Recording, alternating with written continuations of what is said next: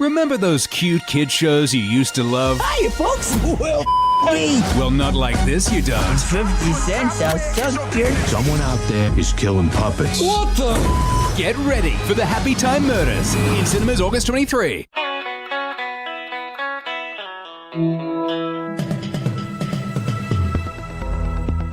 You're listening to Errol Parker and Clancy Overall, editors of the Batuta Advocate, on Desert Rock FM.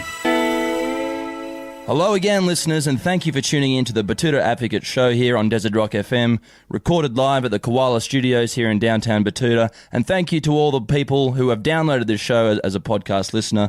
My name is Errol Parker, and with me, as always, is Clancy Overell. Yes, hello. Thanks for joining us. We've got an interesting guest stopping in for a chat today. She's an investigative reporter from down there in the Harbour City. She works for Fairfax, and she's here to talk to us about cash, developers, and some of the few colourful characters that remain in that sterile hellhole.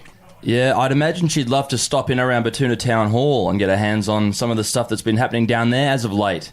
I mean, without wanting to name names, I do wonder if the high approval rate for DAs has anything to do with some of our esteemed councillors and their new timeshare holiday house down there on Lake Eyre.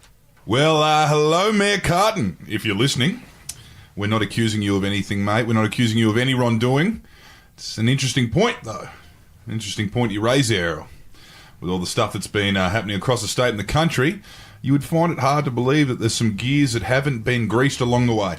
Yeah, a couple of residents in our town have done very well out of those new projects, Clancy, and I'd imagine if you've been around town for as long as you have, you know that strings need to be pulled here and there to make puppets dance down there at Town Hall. And just to make it clear, Councillor Carton, we are not accusing you of any wrongdoing. But maybe some of the other councillors should be making a guest appearance at the new puppet movie coming out. What's it called? The Happy Time Murders. Yes, they could probably make a guest appearance at the CCC as well. It's the Crime and Corruption Commission for us Queenslanders down there in New South Wales. I'm sure you know it as ICAC. But yes, Errol, they wouldn't be wrongly cast as puppets in the new Happy Time Murders movie, which is out in cinemas on August 23rd and is our sponsor this week. And thank you to them. And a very warm welcome to today's guest, Fairfax reporter, investigative reporter, I should say, Michaela Whitbourn. She's just stepping in through the glass door now here in the booth here at Desert Rock. Now, today's guest is a authority in the world of investigative journalism. I know Batuta Advocate has delved in this space and continues to do so. We've broken a lot of stories out here in the Diamantina area, but of course in the more metropolitan cities and suburbs, there's a lot more blatant corruption, and we haven't seen that kind of stuff since Joe. But the things are still alive and well and corrupt in the Harbour City. And Brisbane, of course, Melbourne as well. And, of course, Ipswich. Ipswich, oh. The gateway to the Darling Downs. Yeah, the Triple C. Riddled with corruption. Having a great time out there. Now these people are quite often not brought undone if it weren't for the work of people like today's guests. The corrupt politicians, the corrupt businessmen, the corrupt developers. And the corrupt systems. The corrupt systems. That enable them. Of course, the petty criminals and all rungs of the fringe. You've seen people like today's guests in movies like Spotlight, or All the President's Men, or to a degree, Katie Holmes' character in Thank You for Smoking. Michaela Whitbourn, thank you for joining us. Thanks for having me. Now, we want to talk to you today about your job. We'd like to first start by, how would you describe your profession? Well, we're a profession that at its best is holding the powerful to account and exposing systems and, like people who otherwise wouldn't be exposed, like that no one else has an interest in writing about. So, someone like Salim Mahaja, he was just a nobody really on Auburn Council before the Herald started writing about him, and that was long before even his big wedding really put him on the radar for a lot of people. So you guys were onto him before the wedding? Yeah, that's right. Right. So one of my former colleagues, Leisha McKenney, was writing about him for a long time. In fact, I think our editors were sort of a bit perplexed as to why she was taking such an interest. But even then, he was covering himself in glory, just with sort of low-level silly antics that obviously evolved into something a lot bigger. This is, of course, for our listeners in the Diamantina area that might not be familiar, Salim Mahaja, a controversial peacock now the Sydney almost social circles, the social scene, was a corrupt local councillor in the western suburbs who, went above and beyond where we ever thought he would remain as the deputy mayor of Auburn. He's since delved into assault and other things. Well, of course, he's currently in the big house down there at the Cooma Country Club. I believe he's down there on a stretch for electoral fraud. Yeah, that's right. So he's doing 11 months behind bars for electoral fraud, but that hasn't stopped him appearing in a lot of other courts while he's still in jail. So just yesterday he was appealing what has to be described as really a wet lettuce sentence for assaulting a cab driver. He thought that a 3-month good behaviour bond was probably a bit harsh and he ought to appeal that while he's in jail for rigging an election that got him elected to Auburn Council. So, you've got to give him credit for his tenacity, really. Do you feel like some of these people that you spend a lot of time following and you get to see them in action, do you feel like a lot of them, what is it? Do they think they're above the law, or do they think that they can get out of everything? What's their attitude? Do they not care? Yeah, I mean, I do spend a lot of time thinking about that, because you do come to know them in a weird sort of personal way. I've sat sort of next to Salim in court. He knows who I am. He'll try and get me to write nice stories about him. That's a conversation we've actually had. And I've tried to understand what it is that makes people like that tick, and whether or not on some level they think that what they're doing isn't wrong at all. Yeah. Because often they're genuinely quite aggrieved that we are writing about them, and they feel like the biggest insult is our coverage of their poor behaviour, which is interesting. But I think on some level, and I did go to this conference a while back where someone was talking about the psychology of criminals and, corrupt politicians and people like that, they do actually convince themselves that they haven't done anything wrong. So they've entered into this parallel universe where the problem is everybody else talking about it and not their behaviour at all. So kind of like a self-serving victim complex where they're being picked on. Which I think is really, really interesting, because if you have to be a super empathetic person to hold this view, but you can kind of feel sorry for them if they really feel like everyone is against them and that's totally unfair. That's quite a weight on them. It'd be a convenient attitude to have, definitely when you fuck up. Yeah. So is there a parallel universe where investigative type reporters investigate people doing good things in the community? Or is it more or less about holding a torch to those who think they can get away with it? Well, there's not really much point in us writing stories about nice things that happen, to be honest. They might make a nice feature, and that's great, but it's the stories that people don't want you to write that really matter, and I don't think that there's anything new about that observation. But people do ask me that all the time. They ask me why it is that we're always focused on the negative, and they'd really like to see a lot of positive stories. But I don't know that that's really borne out by what people read. People are worried about things that have a direct impact on their lives, and that's usually because something bad is happening or they're worried about something.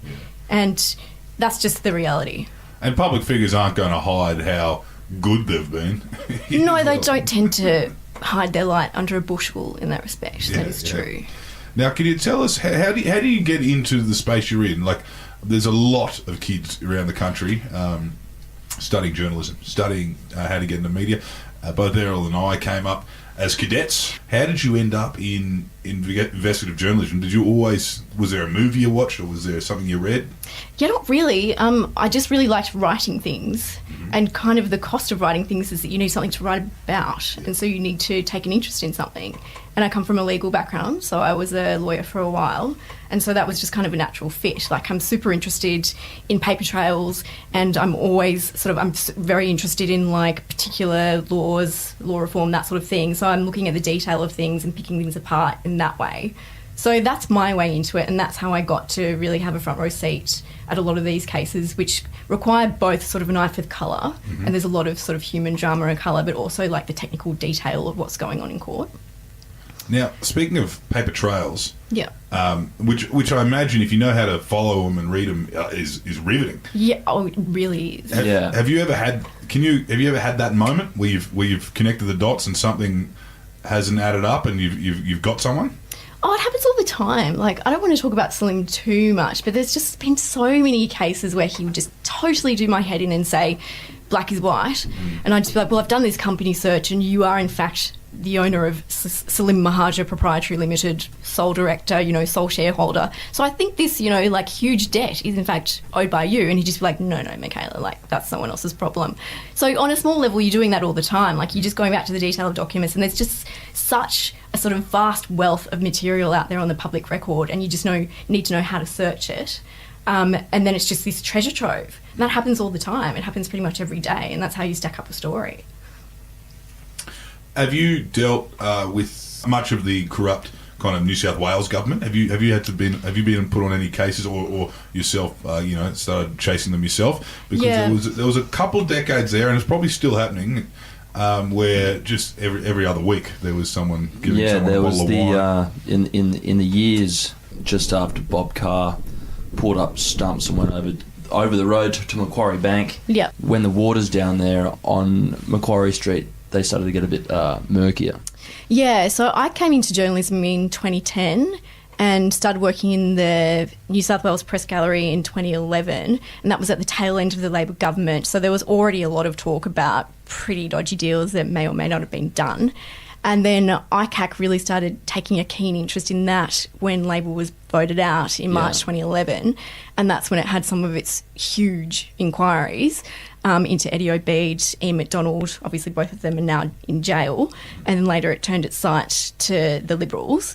And so that was really like, I spent years reporting on all those inquiries, and that was really sort of a turning point in my career. Like, I hadn't been seeking out these stories, but we were writing about this every day. Every day brought a new scandal, a new MP having to stand down, a criminal trial as a result of an inquiry. And that's probably why I made the jump then from the Financial Review, where I was working at first, to the Herald, because they took a really keen interest in all those inquiries, and I was doing a lot of that work for the Fin. So yeah, I think I owe a lot of my career to Eddie Obeid, really, because just watching him and his mates at ICAC day after day was really a defining moment in my career. Where did these guys end up? Like these incarcerated MPs, where do they end up? What are they? Is there a special jail for them? Is there like a Labor wing? Yeah. Sort of specifically for the right faction. No. Oh, look, it's not like high security prisons or anything, but they're just moved around. Ian McDonald was complaining recently. My colleague reported that he kept on being moved around and his wife didn't have the access to him that he wanted, which, is a burden on the family. Yeah. So he's been bellyaching about that, or his family has. So you said you moved over from the Financial Review a few years ago, and then you would have slotted in under the godmother of Australian investigative journalism, Kate McClymont. What was it like to suddenly go from the Fin Review to being in the same desk, really? As Kate McClymont? Yeah. It was huge. I mean, she's a really generous reporter, really generous with her time. She's obviously sort of like an icon in Sydney and probably Australian journalistic circles. Her contact book is ridiculous. Like, she's always talking to people who know everything. So she brings this real sort of like this charm and sort of innocence to a job that's anything but, which is quite endearing. And I think that's how you get people to open up. Yeah. Yeah. You get people to get a bit maternal even, or sisterly. Yeah, there's certainly sort of quite an empathetic and she has a very sort of caring approach to dealing with everyone, I think. I've heard her on the phone before Eddie went to jail saying she needed to seek comment from him for a story, and she was just like, "Oh, hello, Eddie, it's Kate McClymont here," as though they were in any way sort of on speaking terms, which is really very sweet. How does it feel to be chasing down scary guys? Like, I mean, obviously you and Kate are in the same boat. She probably is on a few more lists than you. I'm not saying like hit lists or anything, but there's people that will want to get back at you. Off the Christmas card list. Yeah, which really cuts me, to be honest. Not to be getting one from Ian McDonald this year. I guess I don't really think about it. I think in many ways we just sort of have this disconnect between what we're doing and what we're writing, and you can't really think too much about what people will think about it. And most of the time, to be honest, the stories that you expect to get a lot of direct criticism about, you're saying that someone's corrupt or just some really, very forceful allegation that's obviously hugely damaging to them, they usually don't come back at you. because you've already stood the story up and there's not that much that can be said.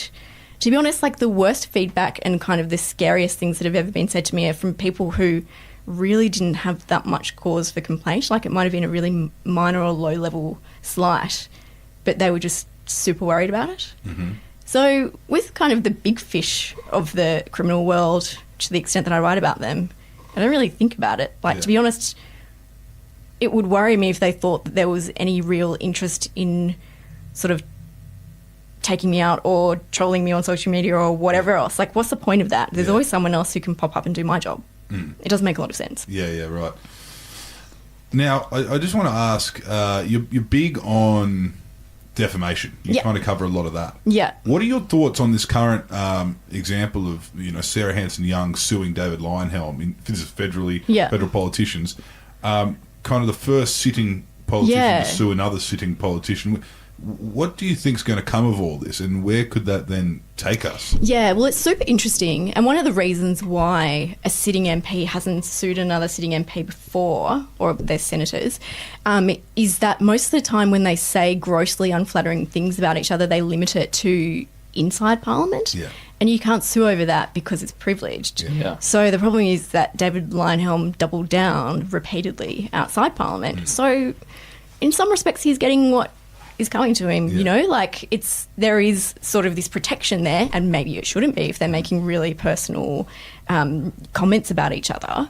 But he didn't limit himself to that, so that's why this case is being brought and why one hasn't been brought before, at least under the new laws, which were introduced in 2005-6. Would you think that could just, if they, for example, removed the privilege, or everyone was accountable for what they said in any interview ever, do you think there could just be defamation suits left, right and centre across? Yeah, well, that's an interesting question. Sydney is already one of the defamation capitals of the world, if not the defamation capital. So sensitive. I know. And, well, we can't really attribute it just to the fact that people here have massive egos. Like, our laws are not particularly good at protecting free speech. So in other parts of the world, there are more protections for people, including the public figure doctrine in the US, which means that it's really quite difficult for a public figure to bring an action for defamation unless they can show that someone acted maliciously, which is a really high bar.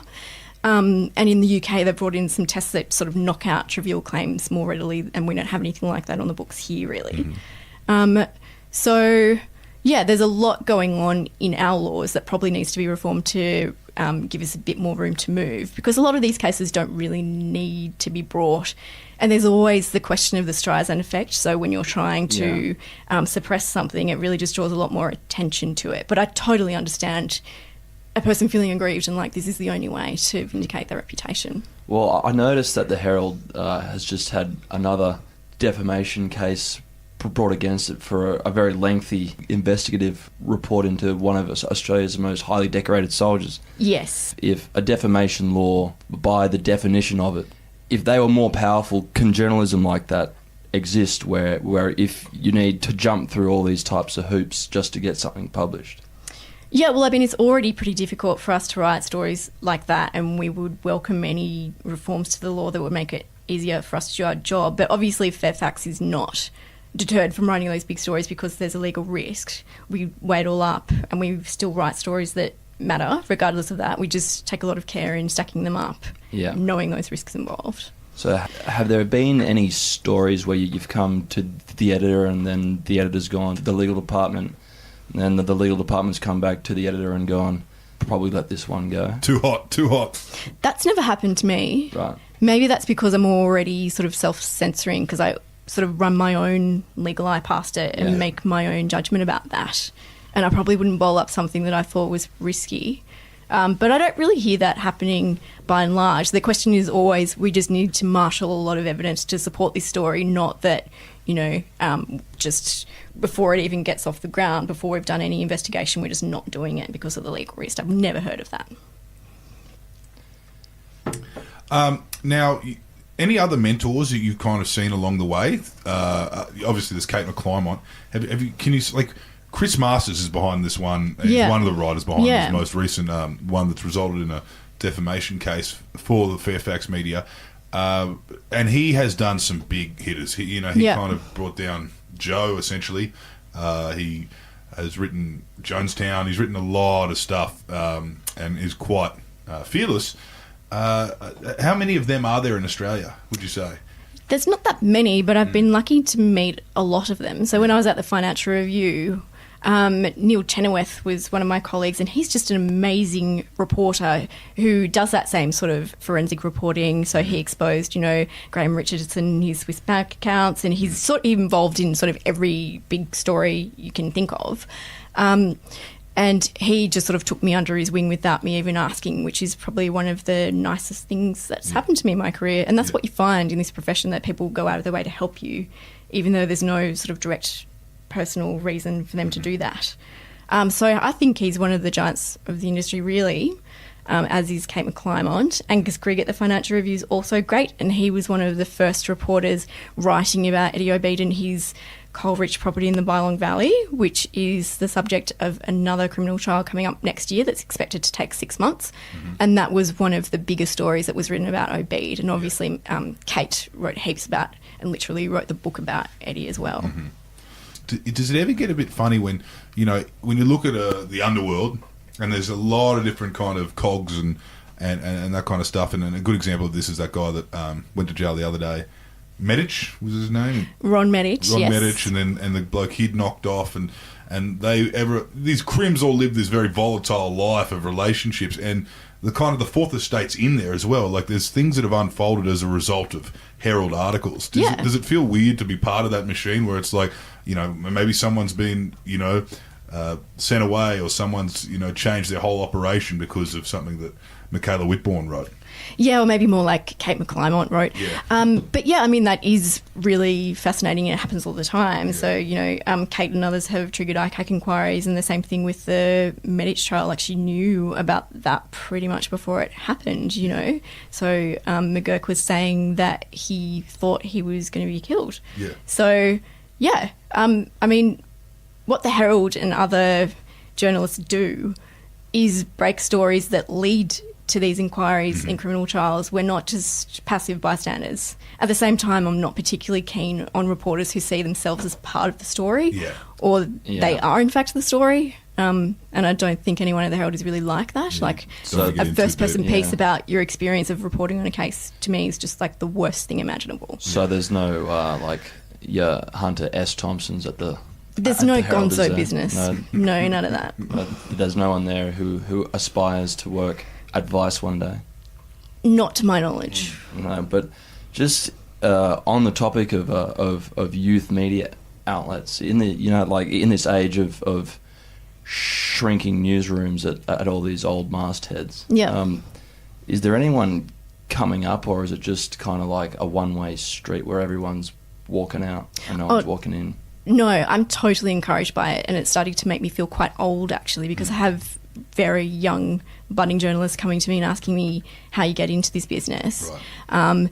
And there's just so much talent there, and they're scarily smart. So Lane Sainty at BuzzFeed, who started to do a lot of legal reporting, she's amazing. She's across all these issues, and she's across every platform. And there's just so many lanes, I'm not at all pessimistic about the future of journalism. I don't think that it's dying at all. It's changing its form. But that's a really good thing for consumers. So the only thing that I'm worried about really is people taking my job. Apart from that, it's fine. Yeah, keep them underneath you anyway. Keep them in their fenced off little pen. Exactly.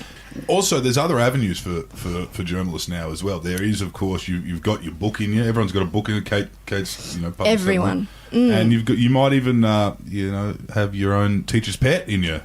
Well, exactly. Yeah, and you could probably do both. Yeah. A book off the back of your podcast. Yeah, I've done none of these things. No. People ask me all the time if I want to write a book, say, about Salim. Yeah. I'm not sure that I want to yoke myself to him in perpetuity. So, no. So, that would be.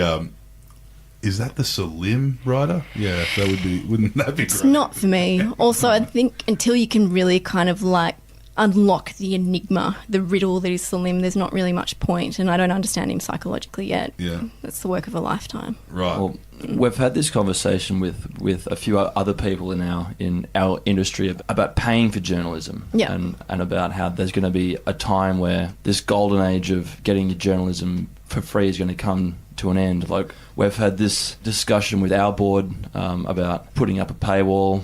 We've had a discussion with our editorial team and our editors. At the moment, the mood is to not do one, but as we've observed a lot of other media outlets like Fairfax and News Corp and all the other big boys, they've all started to do it. Do you think there's a change coming from where everyone now, if you want access to journalism, is going to have to pay for it? Yeah, well, I mean, that's the thing. So consumers were kind of perhaps lulled into this notion that you could get your news for free because there was no paywall online. But before the advent of Alliant, obviously they were paying for it in the form of a newspaper. Yeah. And there was no real problem with that concept. So it's convincing consumers that they need to start paying for something that they previously paid for in a different form. Yeah.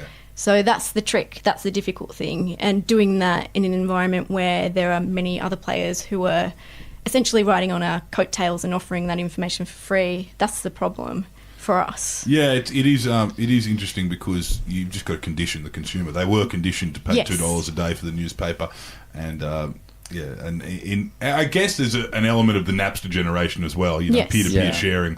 But yeah, the big concern is it a concern of yours when you've spent that much time writing something and then you see it rehashed on, youth-orientednews.com, as reported by Michaela Whitbourn. With a GIF or two Yeah, in the middle of it. Yeah, to the extent that I'm known for anything outside of the subjects I report on, I think it's for my rage tweets associated with the Daily Mail ripping off my stories. Yeah. Yeah. And they tend to get the most traction of anything I do, which is encouraging. But yeah, of course, that's a huge problem, and that's their business model. They don't actually go out and seek news; they just repurpose ours, repackage it, including often taking our photos and just lifting our interviews with whoever, which is pretty shocking. But yeah, that's what we're dealing with. But we're hoping that people would pay for the quality analysis and the form of the stories that you would get in the Herald and not in the Daily Mail, where the headline's 17 lines long and they use a criminal number of adjectives, but that's a matter for consumers. So basically, for example, where you'd spend a lot of your time down at the Downing Centre, what media outlets have got a person on the ground there? Got you guys at Fairfax? So most of the established media outlets would have someone down there, and we're sort of scouring the court lists every day and making a decision about what needs to be covered. But you don't really see the Daily Mail or any of those other online outlets coming to court ever. I think sometimes they might be applying to the court for documents, but the thing about that is that they don't really want to give them to people who weren't even in court to hear what the significance of that evidence, because that's probably not going to be a fair and accurate report. So yeah, there's not that many of us on the ground, and it tends to still be the established media outlets, and maybe with a couple of others, like BuzzFeed would cover things with a person in court and not picked up later. Can you tell us how is it spending your life in the courts? Like, is it a lot of characters getting around? And Oh my God. is it Yes. is it a little world of its own?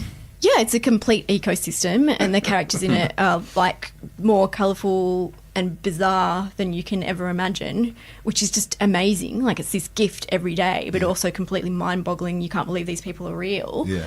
Just even like snippets of conversation that you hear just around the traps, like saw some kind of like pretty offensively dressed solicitor, like huge lurid tie, that kind of setup, just telling his client like, listen, this magistrate is mad as a cut snake. That kind of advice being offered. That's the high level stuff.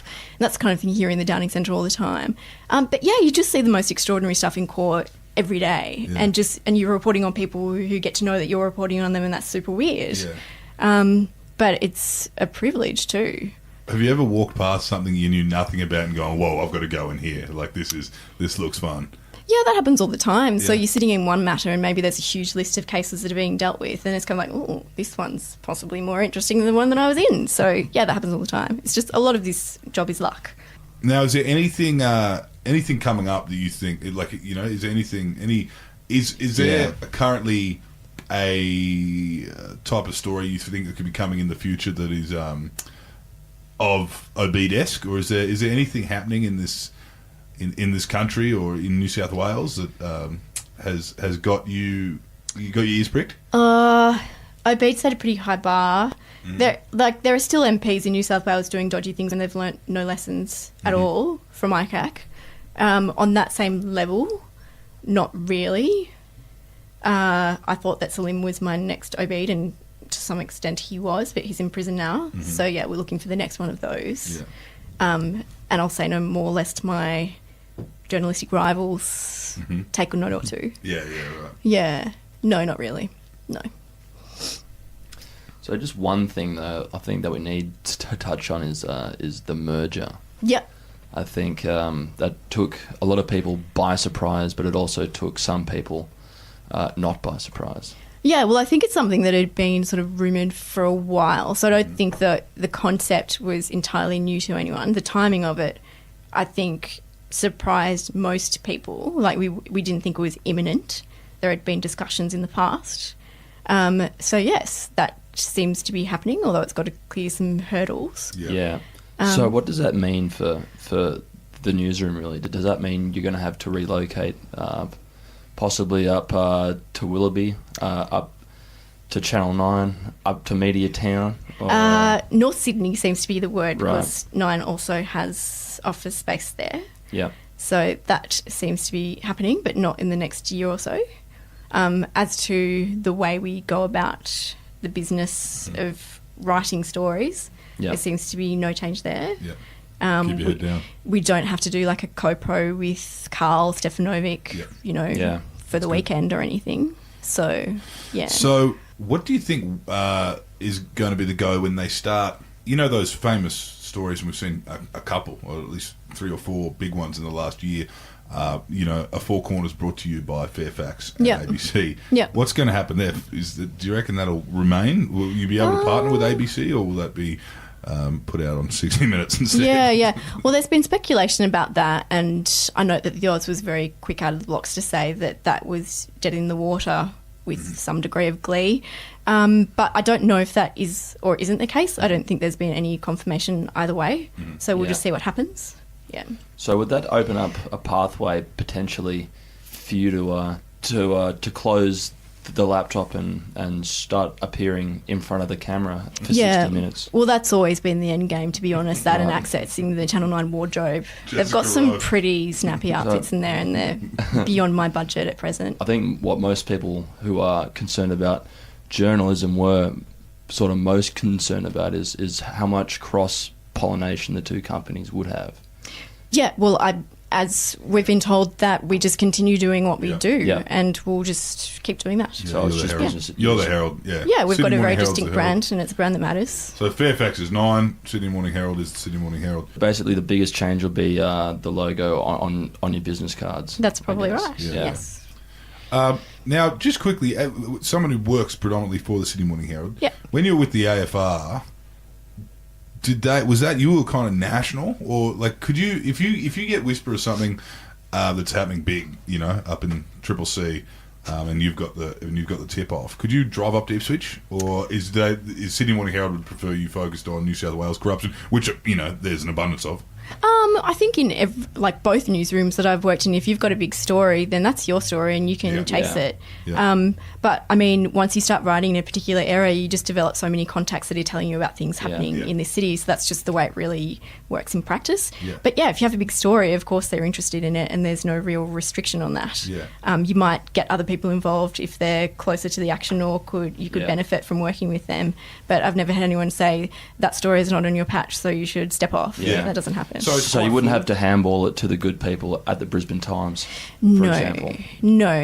If you had a big story and you had the contacts to write it, you write the story. Yeah. So it's quite fluid in that sense. Like, say if you did get a tip off and you went up there and you broke the story about, what was his name? Pasali, the mayor of Ipswich. And then you got another one, and would Fairfax allow you to kind of just stay there? Or? I don't know about that. Yeah. It's just not really that likely to happen in practice. Then you'd be talking to people who work up there all the time, and then their contacts will probably help them out, and then probably they just assume the running of the story. Yeah, 'cause it so you wouldn't do really have your happen. lane. Yeah. Well, we wish you well into the future. We hope that you do get your golden goose, I guess you could say. Salim is in jail, though. It would have been better if he lasted another 10 years and you could have... But the saga could not be over. Well, yeah, quite. It's never over. He's got another trial coming up for staging a car crash, allegedly, to avoid appearing in a trial for assault, to which he subsequently pleaded guilty. To the assault, not the car crash. Staging the car accident. Yeah, I guess that everyone in his legal team has been eating steak for a while. Would have thought so, and good luck to them. Yeah. He's given them plenty of work. Thank you for joining us today, Michaela. Thanks for having me. And yeah, all the best with your future breaks. Thank you. Well, that's all we have time for today. Thank you for joining us, Michaela Whitbourn, down here at Koala Mattress Studios, Koala Sofa Studios. Thank you, Koala, for sponsoring this podcast. Yeah, it's going to be interesting to see how Fairfax and Nine continue their tango off into the future. I'm sure there'll be quality journalism still seeping out of their pores. Yes. All we can hope for, I have to say, Errol. Anyway, until next time, I'm Clancy Overall. You be kind to each other. And my name is Errol Parker. Please, for the love of God, stay out of the pokies.